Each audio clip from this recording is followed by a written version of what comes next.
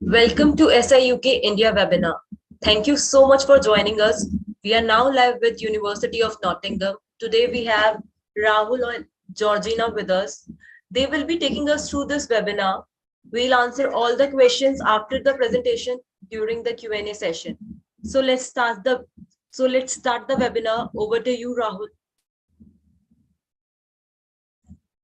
Thanks very much, Priyanka, for this introduction. I'm going to just quickly share my screen, and please let me know if you can see me or if there's any issues at all.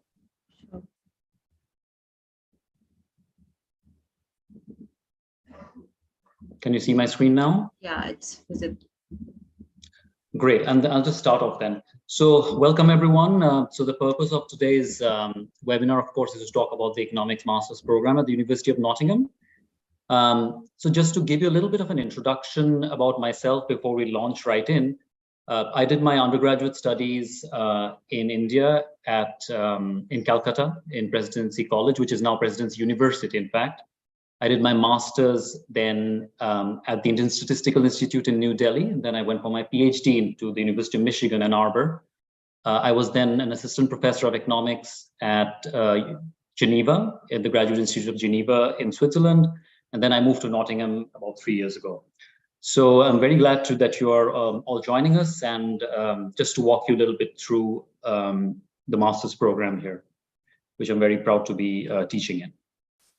So firstly, just to kind of set the stage, so to speak, the first question is why study in the UK, of course. And there, I think, of having studied in India myself, and as you yourself would have gone through the undergraduate studies there, of course, we have been schooled in kind of the British tradition, the way the courses are structured in India, especially. So, and of course, we know that British universities combine kind of a very old tradition of academic excellence. And of course, there are checks and balances, for example, from the UK government to ensure that there is quality and a set of standards which are followed. And therefore, for those very reasons, British degrees are recognized by universities and employers around the world. So it's clearly something which is, in economics terms, a very tradable commodity, a British degree. And that's something which has great brand recognition all over the world.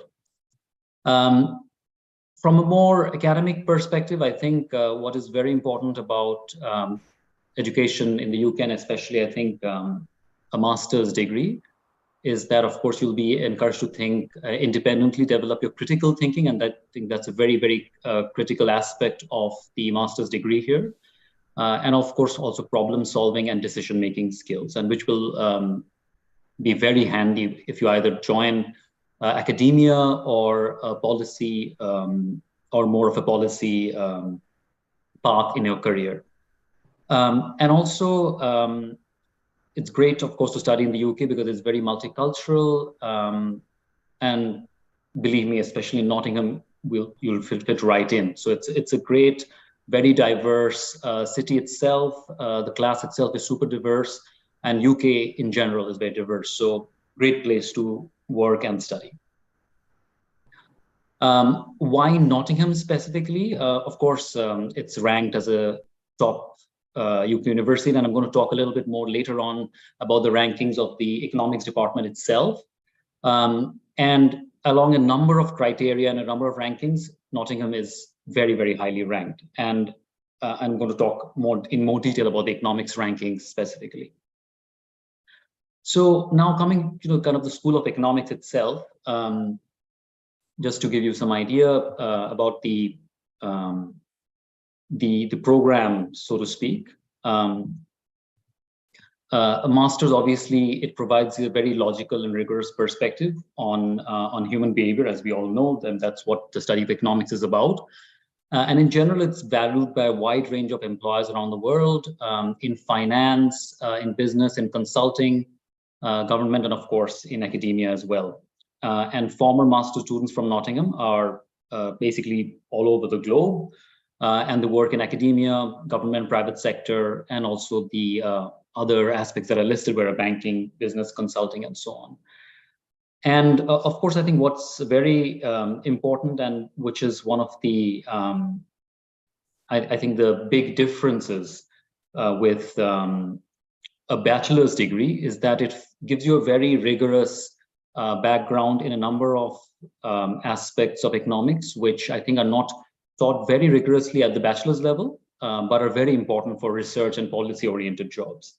And that's not only helpful, of course, if you want to do further studies, for example, an economics PhD, but also in many research and policy-oriented jobs. And I'm going to give you some examples as we go along. That will, I think, give you a better sense of what I exactly mean, because at the moment it sounds quite abstract. So just to give you a sense of the rankings of the School of Economics, it's ranked 5th in the UK in terms of the Research Excellence Framework. So those of you who are don't know a lot about the UK academic system, so every few years, universities in the UK are ranked and adjudged on the basis of their research excellence, and that provides universities with a basis for applying for funding from the government. So this Research Excellence Framework, the School of Economics is ranked 5th in the UK, and we have consistently ranked in the top 50 and the top 100 in the Tilburg University Economics rankings, and also the IDEAS REPEC ranking. So for those of you, again, who don't know about the IDEAS REPEC ranking, so that's basically a website which collates all the research that's done in economics departments all around the world and provides a ranking based on that, the output of economic research. So here, what I would like to emphasize really is the fact that in the master's program, you'll be taught by professors who are research active. And now why is that important? Of course, it means that they'll be bringing in a lot of material, a lot of aspects into the teaching, which are really cutting edge. And I'll give you more examples as I go along when we talk about specific modules in the program. And just to give you an idea about the kind of how research active the environment is, so there are 3 to 4 seminars every week, and in some weeks there are actually even more, and you're absolutely welcome to join these. And these are academic seminars which are given by external speakers, sometimes in person, sometimes online. But it's really a very active research environment, and we make every attempt to integrate this research into our teaching. So I think you'll learn a lot, which is very, very new in terms of material. And in terms of your dissertation, your master's dissertation, which I'm going to be talking more about in a second, you'll get one-to-one supervision meetings with these researchers. So I think it's a very nice way to learn about how to do analysis in the real world, as well as in academia. And of course, it's a very friendly and diverse student body. So overall, I think the School of Economics, therefore, in terms of the social environment, the research environment, the academic environment, is really, really a nice place to be. And talking a little bit more about how research is organized at the department. As I said, as a master's student, you'll be part of the research community, and the modules and the courses in the econ department are related to these, are linked to these research centers.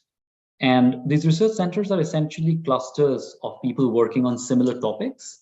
And they have, sometimes they have infrastructure attached with these centers. So let me give an example. The Center for Decision Research and Experimental Economics, which is one of the kind of the top centers for behavioral and decision economics and experimental economics in the world. In fact, it's ranked in the top 5 in the world by the IDEAS ranking. So they, for example, they have physical infrastructure in the form of a lab where economics experiments can be performed, behavioral economics experiments. So they have a computer lab for that, and that's, for example, their physical infrastructure. So a lot of the other centers, for example, are mostly clusters of people working together on similar topics on and basically having a set of common seminars, common working papers, and common sharing of ideas, essentially. And some examples would be the Center for Finance, Credit and Macroeconomics, of which I myself am a part, the development group, which is based under credit, and GEP, for example, which is mainly focused on research in international economics, so trade and international macro, as well as NICEP, which is the Interdisciplinary Center for Economics and Political Research, as well as the time series econometrics research group. And for those of you who have studied econometrics in your bachelor's, you will have heard the name of Clive Granger, who actually was an alumni and a former professor at Nottingham. And after whom, in fact, the center is named, and of course also the building, the economics building, is named. So, so as you can see, it's a really, in some sense, diverse as well as very active research environment based around these different centers. And talking a little bit about the master's students, how many there are, and where they come from. So there were 120 master's students studying with us each year. And of course, they're from all over the world, from the UK, of course, from India, China, Mexico, Turkey, Pakistan, Germany. And this is just a small list of places where they originate. So it's really a very diverse body. And I think that's super important, of course, because we all bring in different perspectives about economics and about the world. And of course, we all come from different economic systems. So I think it really helps to have many different people in the classroom to have a very kind of a stimulating discussion regarding a lot of topics. And I've had that quite a bit in my own classes in the master's program, where you really see different perspectives coming through. For example, from students from India would talk a lot about problems of development or monetary policy issues, which are kind of more specific to developing or emerging economies. So it's really a very interesting place to study, just because it's so diverse and there are so many different points of view in the room. Now, kind of to dive in a little bit more into the different economics courses and the modules. So, by the way, I mean, back in the days when I was studying in India, about 20 or so years ago, the terminology that's used in India and in the UK is slightly different. So, when I thought about courses, of course, we were thinking about actual like a class. But here, the course, when I will be saying courses, what I mean is the course of study, so a collection of classes. So the main economics courses here in the master's program are the MSc in economics, the MSc in behavioral economics, the MSc in development economics, economics and econometrics, international economics, and a relatively new economics and data science masters. So these are the more technical master's program, and I'll make clear in a second what I mean by that. And the less technical ones are the MSc in economics in development and policy analysis, and the MSc in financial economics. So what do I mean by more or less technical? So, well, essentially, you'll be covering very similar material, but in slightly different ways. So, for example, in semester 1, in both of these courses, you'll be covering the standard micro, macro, and econometrics classes. But at the same time, they'll be different in the sense that the MSc in economic development and policy analysis and the financial economics masters, that would be covering a bit more applied parts of the discipline. So if you think about data analysis, for example, I think those two masters, the less technical masters, would be focused on teaching you actually how to apply certain econometric concepts on a kind of a day-to-day basis in data analysis, whereas in the more technical courses, you not only will you be learning that, but on top you'll be learning some of the underlying theoretical foundations of those things, which are also, of course, very important, especially if you're interested in a PhD in economics later on, or in a related discipline such as political science. So if your interest is in further studies, for example, a PhD, you would have to, or I think it's recommended that you choose from one of these more technical courses, because that would help a lot in kind of grounding you very solidly for a PhD later on. So what does the kind of the course structure look like? So as you know, it's a one-year course. So in semester one, which runs from September to January, you'll first have a pre-sessional maths and statistics course. And the purpose of this essentially, so these are non-graded course, so to speak. So these are not part of your grades, and nor will they be tested formally. But the pre-sessional maths and statistics essentially gets everyone on the same footing in terms of going into the actual modules or classes. And the reason for having this is, of course, that, as I mentioned before, that students, of course, come from very diverse backgrounds in terms of the what classes they have taken before. So in order for the instructor to be able to proceed on an equal footing with everyone, it's kind of a pre-sessional maths and statistics, which gets everyone really at the same level. And so while these will not be tested, it's compulsory to be at these, so that because we'll assume that you know this material when the actual modules start. And again, just to reiterate the terminology, the modules are what we would be calling in India courses. So each individual class which is taught by a professor. So for example, macro would be a module, micro would be a module. So, so that's the first September to January for core modules. And then in semester two, there'll be 2 core modules, which depends on your field of study, which 2 core modules you'll have to take, and then 2 optional modules. And I'll be talking a little bit more about the modules in a second.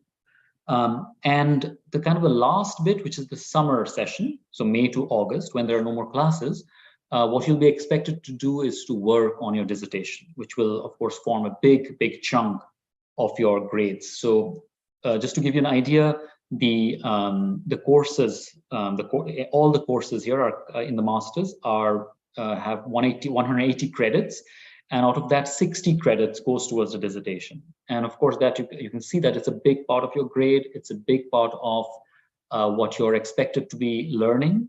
And it's a big part in the end of this kind of the skills you take away from the course that you take, because in some sense, when you go either into academia or into policy analysis or consulting, what is extremely important, and in my own experience and in the experiences of people I see around me later on in career as an economist, is being able to look at a problem which is not necessarily formulated to you or given to you on a platter.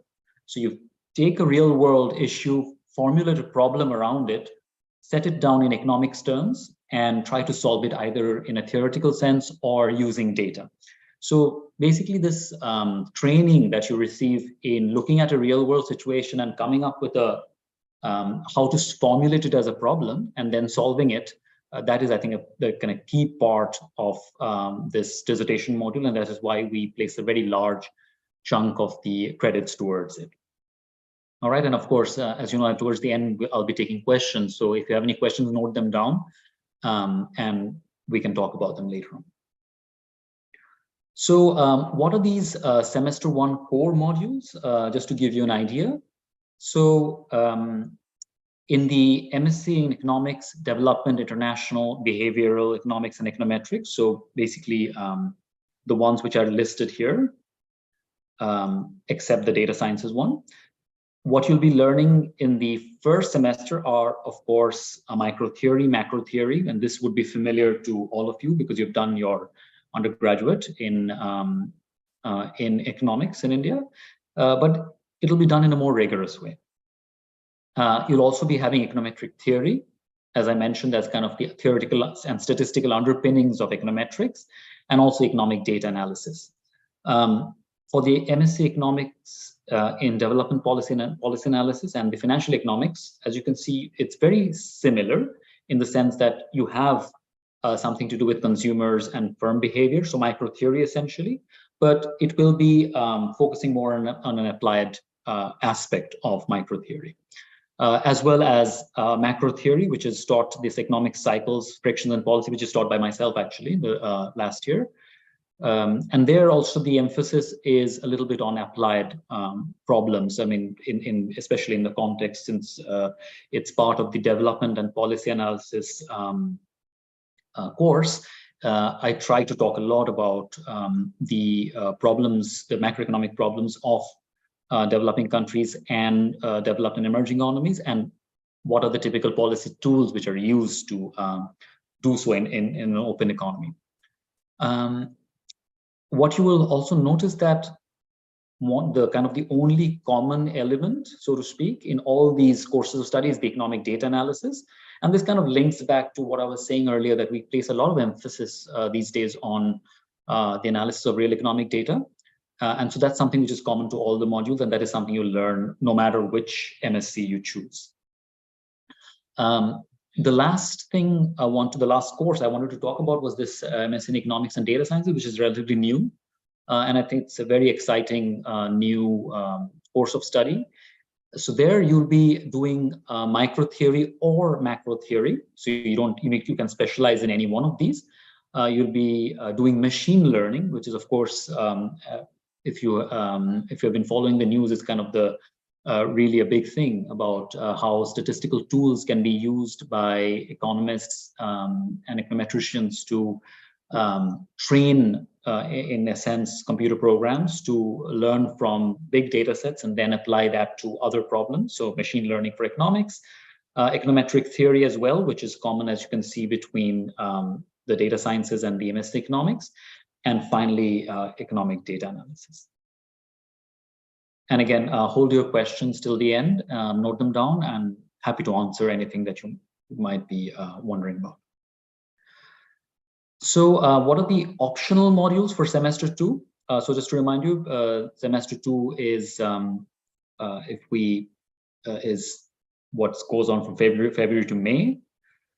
And there you will basically choose 2 modules from this set of modules, as well as having 2 modules which are core or necessary modules, and those will be determined according to what specialization you choose. So for example, in the case of, obviously, if you choose economic development as your MSc, you would obviously be required to do the more development aspects of, for example, development policy analysis and development microeconomics. Those would be your 2 core modules in semester 2. So basically, out of the 4 modules that you have in semester 2, 2 of them would be determined by your course of study, which MSc you choose, and 2 will be completely optional. All right, and of course, this is kind of and I've used the word typical optional modules for semester 2. Reason being that depending on which staff is on leave in some years or the others, or in some semesters or the other, some of these might be offered and some not, but obviously there'll always be a large selection of courses you can take, you can choose from.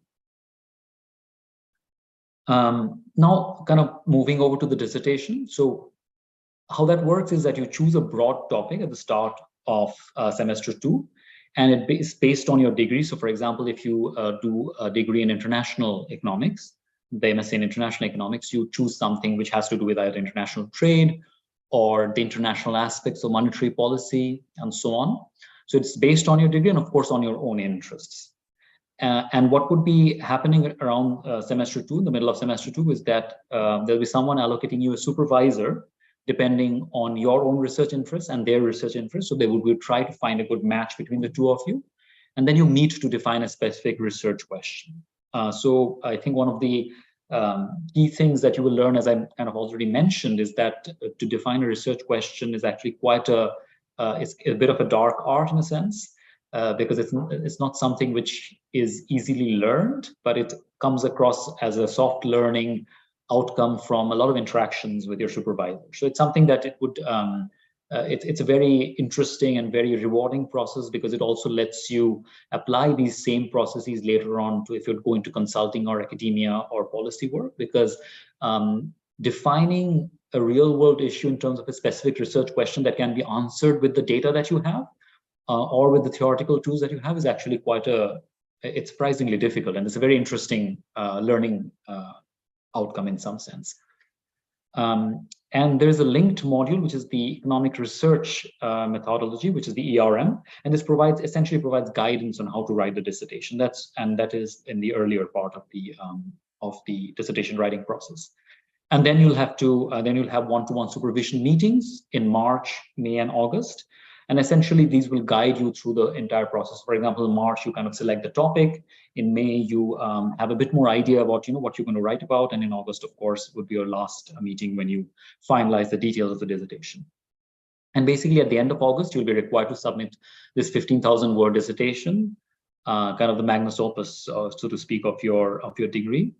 And as I mentioned earlier, the dissertation counts for 60 credits, so it's quite a big chunk of the total marking. And the reason being, of course, that this is a very important set of tools that you pick up when you go into when you do the dissertation.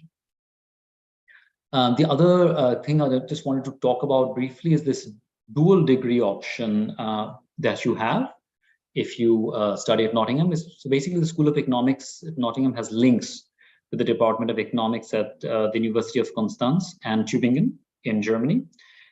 And what this allows master students who have successfully completed the taught component of the course in the first year, so basically the first and second semester taught modules, is to have a second year in Constance or Tübingen. And of course, this is a great opportunity to see different economic systems, education systems, meet new people, and of course to study in very highly regarded European universities, as well as arguably very beautiful places, spots in Germany.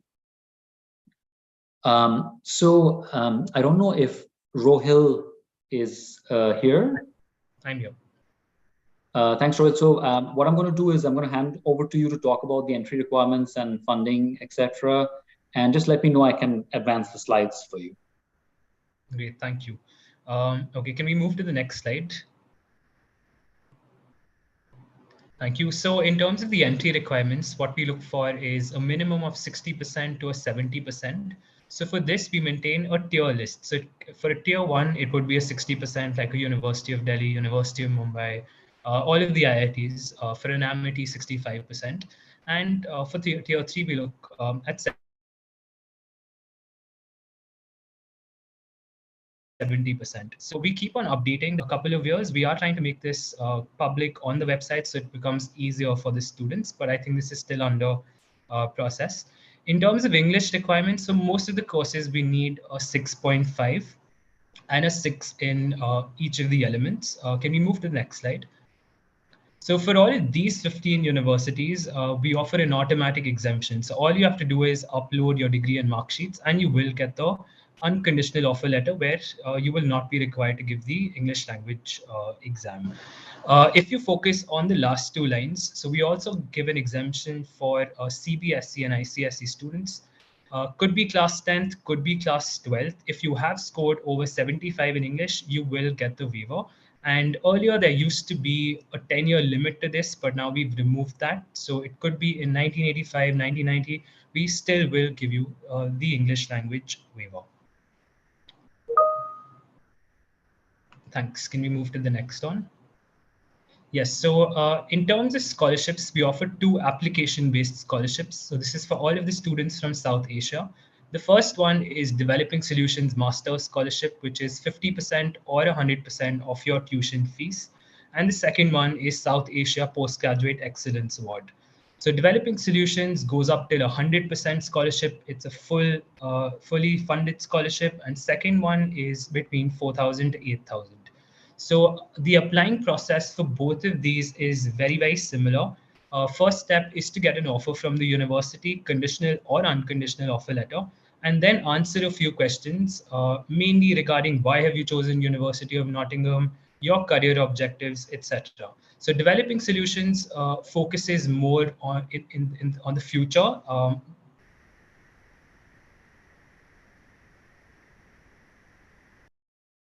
The social impact it can create award is more of the achievements in the past.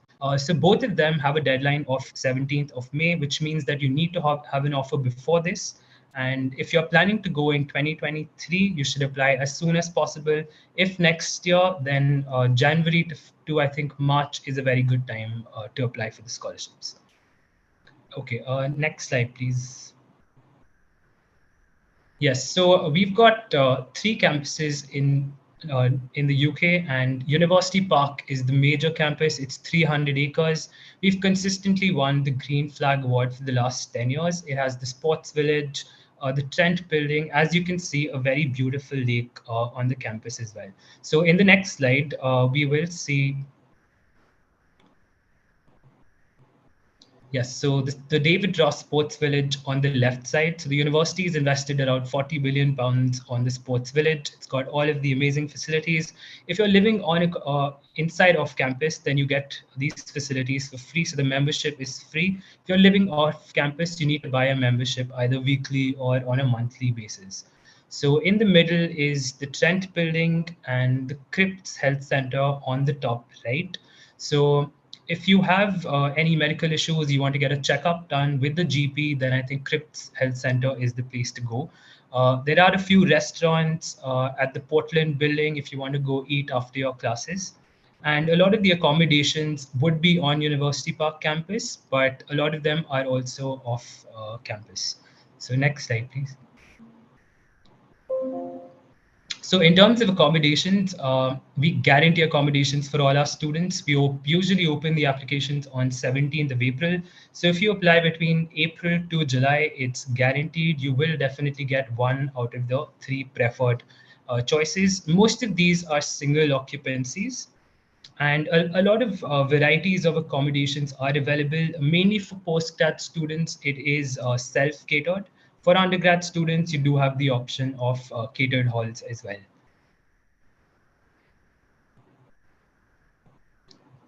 Thanks. So Nottingham as a city is very student friendly because University of Nottingham has around 34,000 students. Nottingham Trent, which is at the city center, has also around 28 to 30,000 students. So overall, you're looking at 55, 60,000 students. There's a lot to do apart from just studying. So a lot of restaurants that you can go to. It's known as the city of Robin Hood. So you'll find a Robin Hood statue at the city center, a lot of places to eat out, a lot of museums as well. So yes, in terms of the transport, which is the last point, I think there's a tram that runs. So students get access to a hopper bus, which is from University Park to either Jubilee campus or Sutton Bonington. So you tap your student ID and you can go travel. Otherwise, you can get a bus pass with the National Express or travel through the tram. Yes, can you go to the next one? So this is just some data on where most of the recent graduates have worked. So PwC, Deloitte, these are mainly audit firms and also a few consulting ones. What we offer is a Nottingham internship scheme as well. So overall, I think if you look at the recent data, it's been very good in terms of employability. I think we're top 10 in the UK for employability. So a lot of good employers would like to hire you. And I think the main focus is on skilled employees and not just overall employment. Yes, can we go to the next one, please? So we do offer a careers and employability service, which is for lifetime, and you can avail this service at any point. So most of the schools have their own careers and employability service. I think a very important point is to work on your CV and cover letter. So when I was a student, I thought this was very different from India because most of the companies require a cover letter. So you have to make a general one and then change it according to each of the companies. So I think that there is a particular format that they follow. They also use a few softwares And I think the careers and employability can give you access to that. A lot of students, so most of the students will also get a personal tutor as a service. So it's not just about studies, you can actually go discuss anything with them. We also have something called as a Nottingham Advantage Award, and you will get more information about this once you reach on campus. If you would like to do some part-time work, you're allowed to work for 20 hours a week, and we have a partner called Unitemps. So a very simple process, you upload your CV and cover letter, and you start applying for part-time work jobs, either on campus, off campus. There are a lot of opportunities.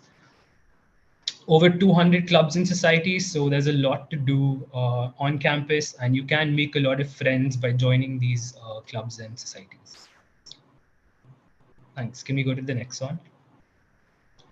So as you know, there was a change introduced a couple of years ago. So instead of the 6 months that students used to get as a part of the Tier 4 visa, now it's become the student visa, where you get to work for 2 years in the UK after you have completed your studies.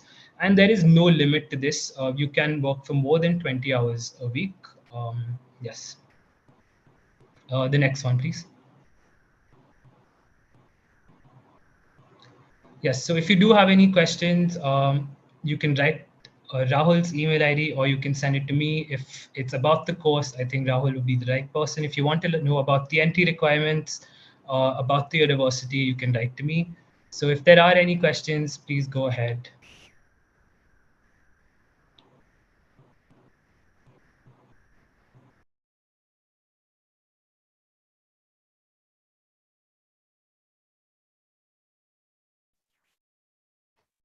Hello.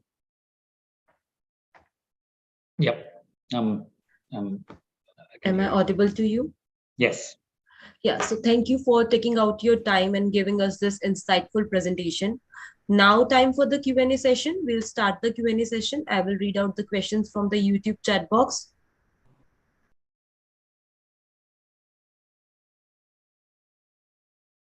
So yeah, so our first question is, I have a year gap after my graduation. Can I apply for masters? Yes, for sure. That is not a problem for us. So there could be a gap of a few years. That is not a problem at all. Okay, so the next question is, what are the visa and application deadlines? Yes, so application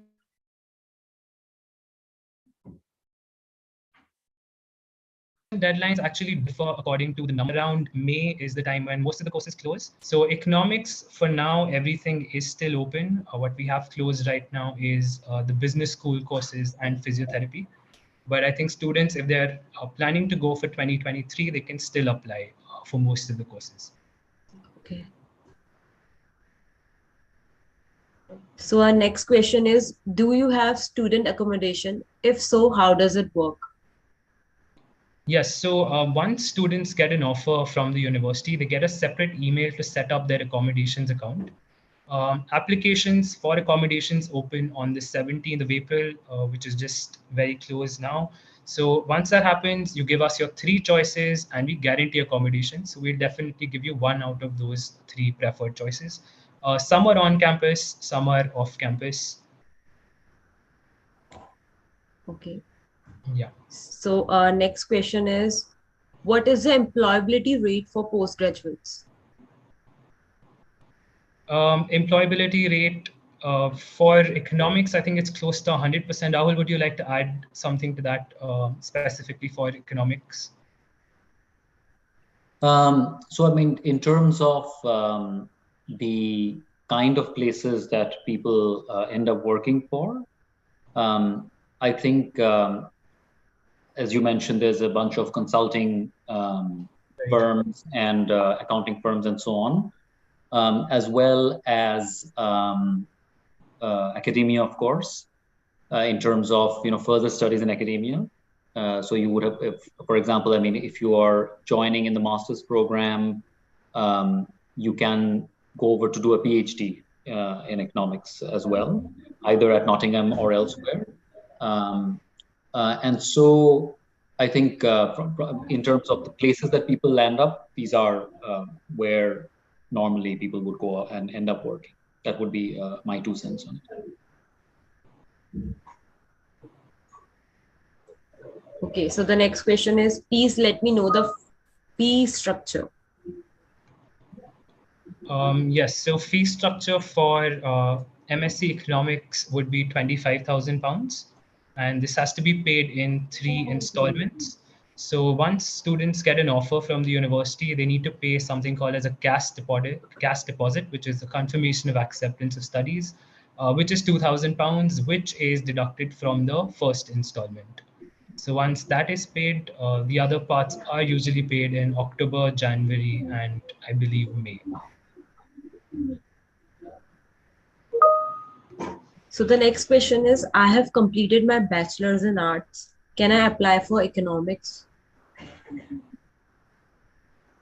So so their degree should include some part of, it should include economics. They should have studied economics. If they have, then they can.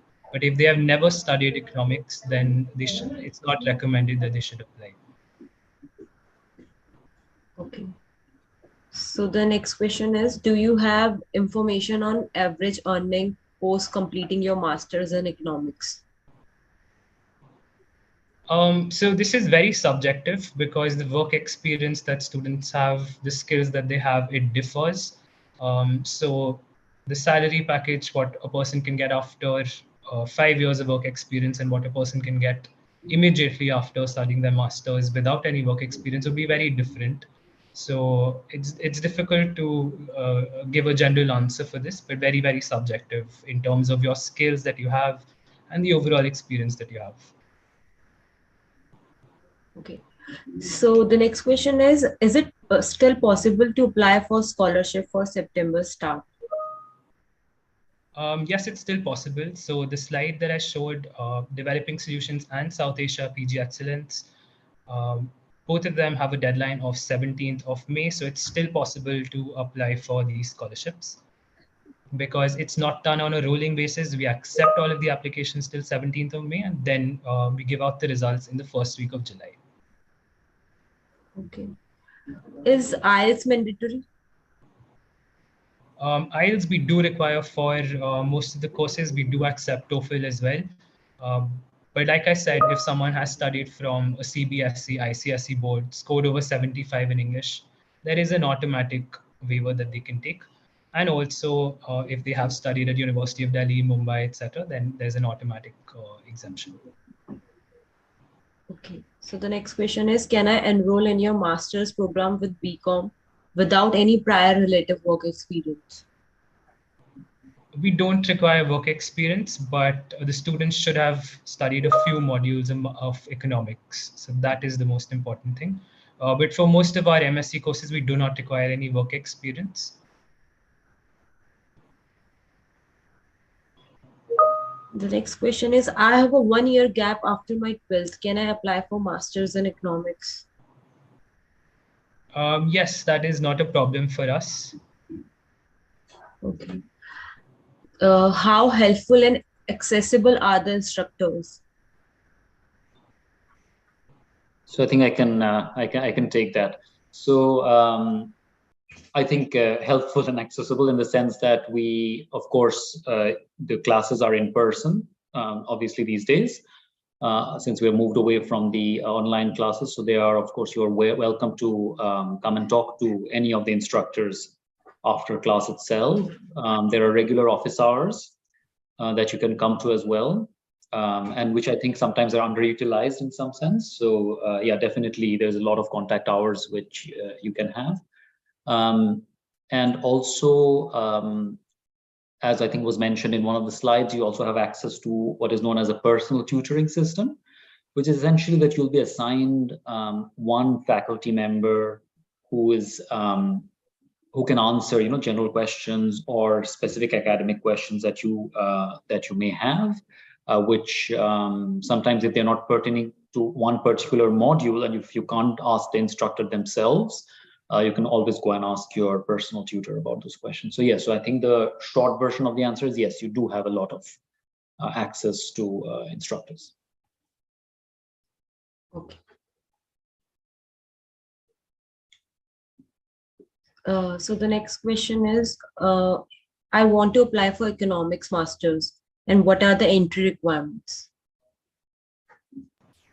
Yes, so this ranges from 60% to a 70%, depending on where the student has studied. Yes, so tier one would be 60, tier three would be a 70%. So if they do have a score of, let's say, over 70% from any university, they're eligible to apply, but they should have studied economics before and then meet the English requirements. Okay. Is post-study visa available? Yes, so that's for 2 years. And once students are about to complete their course, they get an option to extend. There is a cost involved for this. You need to pay £700 and another £624 as immigration health surcharge per year. So once you pay this, I think you can extend your visa for another 2 years. And then if you do get a sponsorship, you can convert your visa into a work visa from a student visa. Okay. So the next question is, what do you think are the pros and cons, if there are any, about getting a master's degree in the UK for international students? So I can take that. I think the pros and cons. So I think that's an interesting question, and I mean, depends a little bit on what of course the alternatives are. Yeah. As an economist, you would know that like you always have to judge two things according to alternatives. So I think the pros and cons, without really thinking about too many parameters, I would say firstly, pros are that, as I mentioned before, that the UK has a long tradition of higher education. Nottingham, especially if you're thinking of economics, as I mentioned also, that it's very highly ranked. So it's a very reputable degree. And I think one of the good things for international students is that it's a degree which is well recognized all around the world. So for example, I have a student from Southeast Asia who mentioned to me recently that one of the requirements, so this person wants to go into academia in their home country, and they mentioned to me that one of the requirements to get a job in college in their country is actually to have a UK degree, and of course Nottingham being a top university would also help. So I think in terms of employability, in terms of the rigor of the courses, I think it's really unmatched in some sense. And the other, I think the pros would be that you are in an environment which is in some sense culturally similar to India in many respects. So in terms of the language which is used, and the kind of people you will meet, and the kind of mentality and so on. So I think there's a lot of advantages of studying in the UK. I mean, cons, I think it really, depends on, whom you ask in some sense. So I think, again, coming back to the student that I was mentioning, I think the main con for this person was the weather in Nottingham, and we all know that English weather is not, I guess, the best. So I think if there's one con I can think of, that would be it. Nice. Okay, so I think I have covered all the questions from the YouTube chat box.